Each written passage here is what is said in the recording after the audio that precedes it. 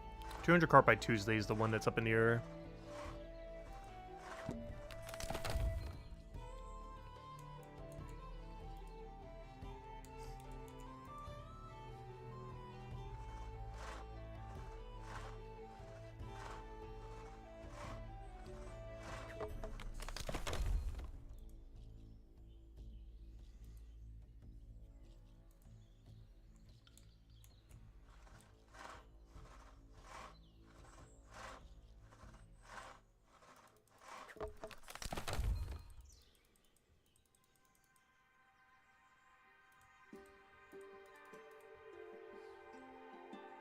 Ooh, Kelly Bubble.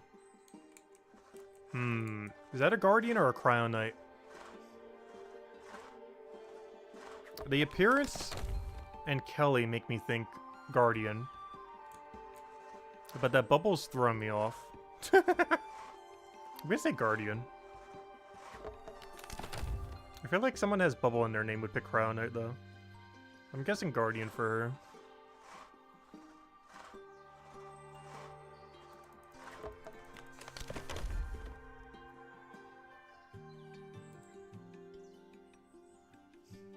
Come on, go in. What happened to the other guy?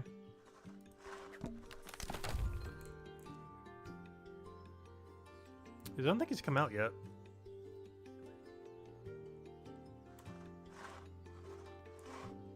The only problem is sometimes they go to the other room as soon as I go through. So I might not be able to see them if they go and just run the whole time.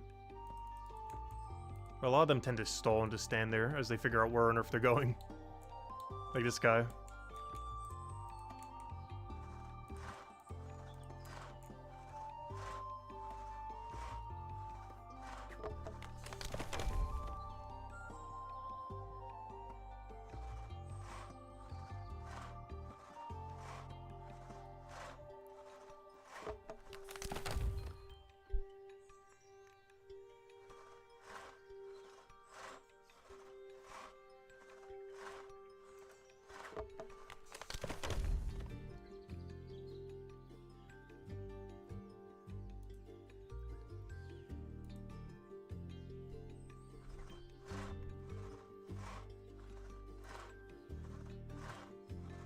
Oh no, Satan went Guardian.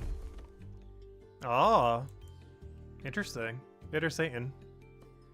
Let's see if, I think, what was my prediction for him? I think I said Hammer Mage again. And I said Guardian for her. Yeah, so far we got one Cryo Knight and one Guardian. No Hammer Mage. No Hammer Mage love today. Yeah, the first one was a Cryo Knight, the second one was a Guardian.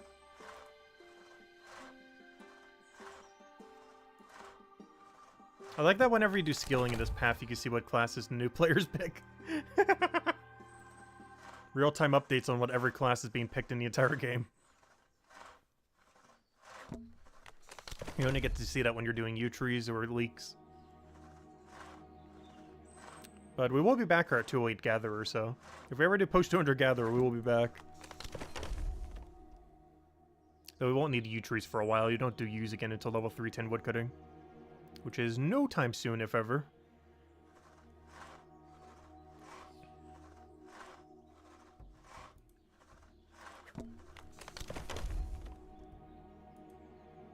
The only reason I could ever see why we would need to go that high is if 4-star level 500 shields really matter. Because we would need to go to like 300 something. And in doing so, we'd pass the 310 U's. Because Cryo Knight is the most shield-heavy class in the game. With its weapon distribution. As far as where all of its good weapons are.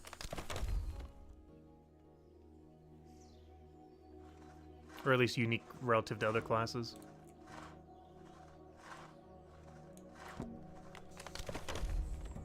So there might be a case where we actually do need a lot of tier 5 shields at some point, or, you know, tier 4 level 500 shields. Currently that is completely irrelevant, but there might be a time where it's really relevant, at which point we would need to go do woodcutting and carpentry for 1 billion hours. By then trading would be out though, so hopefully it's not too expensive to buy it from the market tier 6 stuff. I feel like initially tier 6 is going to be pretty expensive, though.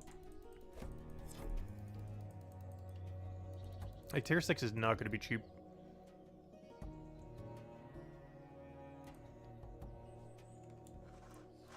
At least for the first initial bit. By like year 1 and 2 and plus after that, it shouldn't be as bad. But the first few months of trading, tier 6 is going to be way too overpriced for its actual value.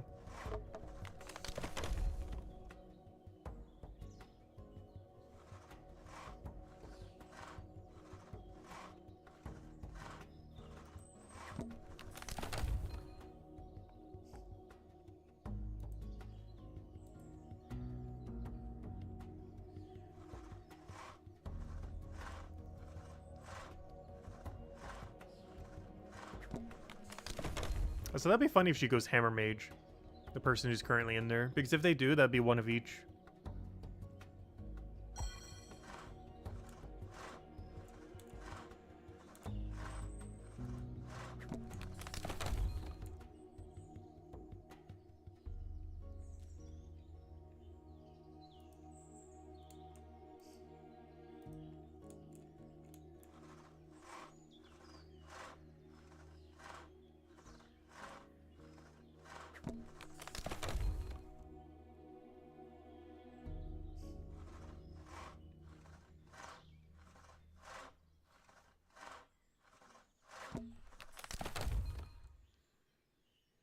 Oh, so is this inventory the one? We're almost there.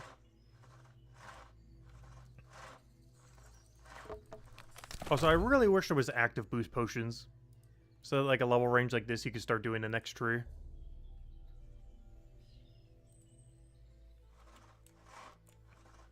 It's something that would likely be in Alchemy 2.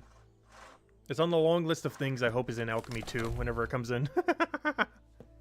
Let's see. Aggro potions, special attack potions, combat boost potions that last for duration rather than a single fight, and temporary boost potions, but for active, not for passive. Because right now they only exist for passive.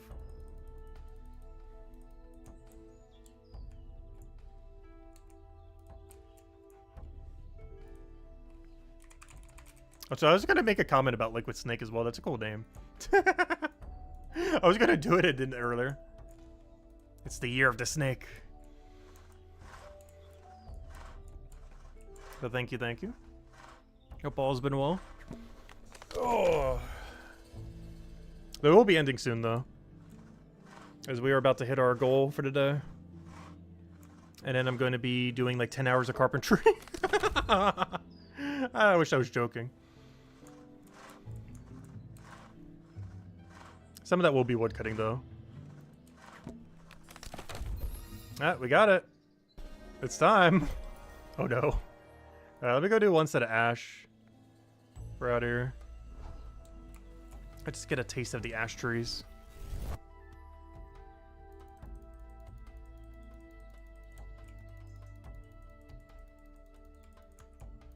Hey, can we aggro skip this? Oh yeah, good. We're just all the way on the other side. Don't even need to worry about it. Perfect. Alright, let's put away our last little bit of you. And now we get to say hello to the glorious tree. It's a slightly better XP than use, but technically a lot better. Because the tool is way better. So not only are these about 10% better than use at base value, but the tool is also substantially better. Comparatively, this tool is a... wrong tool. This tool is at 15%, soon to be 20% once we get one more level. Compared to this tool, which is only at 4%. So we're going to have a 20% tool versus our 4% tool. But we need one more woodcutting level before we get the other percent, but we'll get that soonish. I was doing one inventory for now. But it's going to be our AFK for later as well. Normally when you're AFKing, you don't move from here. But when you're doing it actively, you do want to move to the next trees. And then this perfect cycle. And you go bank over there. Yep, Liquid Snake is back. Welcome, welcome.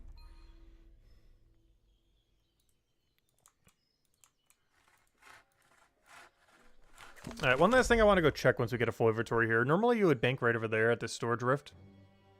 But we are going to be banking at over here this time. because I want to see what our total logs are for the stream. I want to see what the damage is between now and Tuesday. Because by the end of Tuesday, every last log in that bank needs to be carpentered. Also, all knowledge going forward will be going into carpentry. It's just not true. The next knowledge I might dump into woodcutting, just so we can get that 5% permanent bonus. But then after that, everything will be going into carpentry. After that final level rolls in.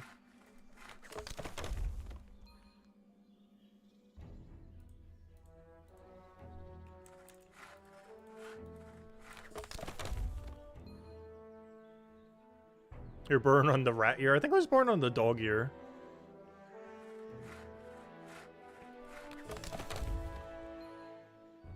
Which is kind of ironic because I feel like all dogs always hate me. I've always been more of a cat person than a dog person.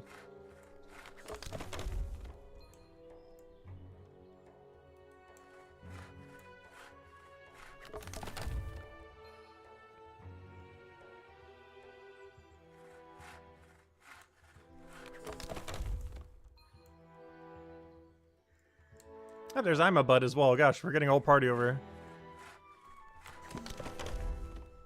Oh, he's got that golden soul. We get that in one more level. We're getting there.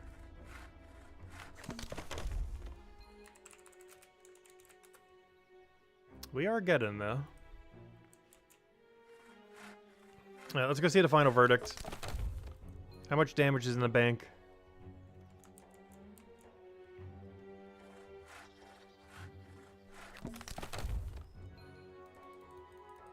Yep, let me go reply to that. Yeah, we've been really on the grind lately. Even though we haven't been streaming as long, our actual increasing grind has been so much more lately. Steam Deck's definitely been helping with that. Alright, about to end to go to the stream. Let me go see what the bank looks like, though. And I'll start some AFK carpentry while doing, or, you know, active AFK carpentry while we go get some dinner. And then we'll come back tomorrow. Though tomorrow will not be at noon. I'm not sure what time we're starting tomorrow. I want to say closer to 2-ish, which is like 2 hours later. But, yeah, normally we have a shorter stream on Monday. Though, honestly, with how much shorter all the streams have been.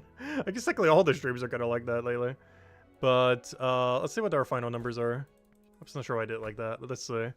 I got exactly 2 hickories from earlier. Let me go do those now. I accidentally grabbed those earlier. 1,270 juniper. 555 suaves and 412 U's. Honestly, that's not too bad, though, that juniper stack, though. Luckily, we get to sell most of these. I gotta bank all of this. I gotta bank all of this. And actually, I don't even have enough of these now that I'm looking at it. Or do I? Yeah, I probably do. But yeah, I gotta bank all of these, 100% of them. I gotta bank most of these, ideally 100% of these. I gotta bank 100% of these. These I can mostly sell. And these, I'm probably just gonna sell. Shouldn't even grab these, but since we're here. Let me go do these 2 just to get it out of my bank. Oh, I just realized I don't have a 5% potion on me. Oh no. What am I supposed to do without a 5% potion? I need to go to a bank to go grab that later. Gotta get every bit of XP we can for these things. We got limited supply. Gotta be 5%ing every single last one of them if we can.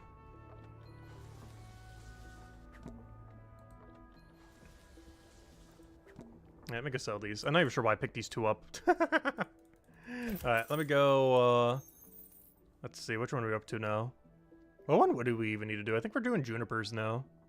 I can technically do that with a 7%. Luckily they're the one and done kind of thing. And luckily we get to sell most of these as well. But it should be first time bonus. This is the 155 carpentry supplies you can see right there. The 155. It's only used for bone right though, so we don't care about it at all. I'll probably bank a few hundred and just sell everything else out. Which makes sense because we have 1,300 of them. Which means technically we have 2,600 of them. Of those 2,600, I'm probably banking like 100 or 200. And that's it. I'm just gonna sell the rest. How much do you sell for? 2,200 times that number. How much is that? It's not bad. That's almost like, what? It's like 3 gold. Wow, that's still kind of bad, though. That's like 3 gold or so. Wait, is it really? Wait, let me do the full math on that. If we have, let's say just 3,000 times 1.42. Yeah, 4 point something gold. Yeah, it's pretty much 3 point something. Yeah, 4.2, 4.3, somewhere around there. It's not a lot. It's not a lot at all.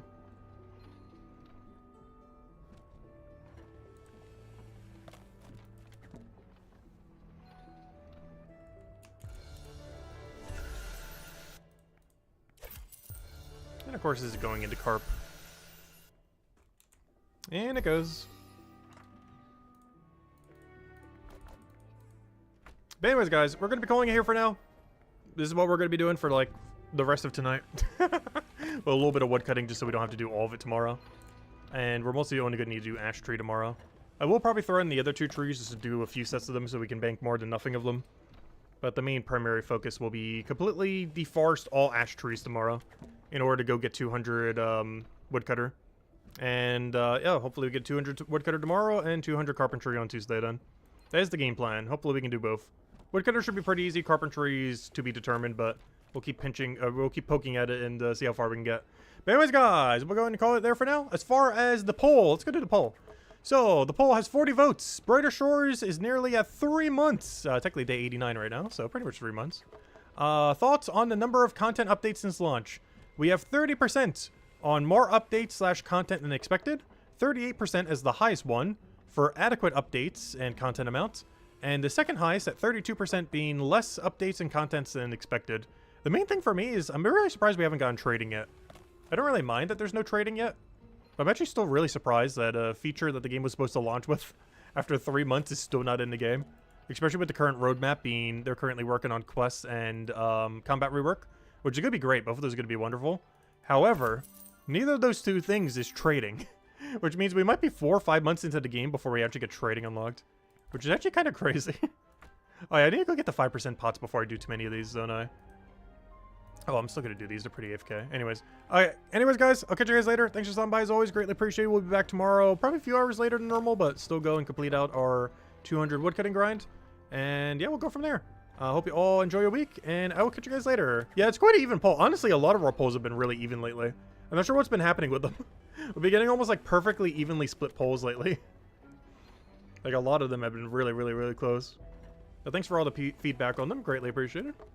But we have been getting a lot of really close polls. I'll need to do something that's more one-sided eventually. What was the other poll I was going to go say? Oh yeah, the right side, left side, or neither thing. I need to go poll that on Tuesday. That's not a tomorrow poll though. But for Tuesday's poll, when we finally finish 200 woodcutting carpentry, hopefully, with carpentry, we got to do the poll for if people keep their interface not open at all, right side, left side, or both. Because I'm a right-sider. Always keep it on right side. Not specifically the panels, but if you actually keep like the full panel thingy up. Like I don't mean like individual panels, like do you keep your map in like top left or top right or something? But I mean like, you know, do you always keep neither open, one open, or right open, left open, or both sides open? Because I'm either both sides or right. It depends what activity we're doing. But generally right if it's an activity where you don't need anything. But anyways, guys, we're going to be heading out for now. Hope you all have a wonderful, wonderful week. And I'll catch you guys later. Goodbye, everyone. Thanks for watching.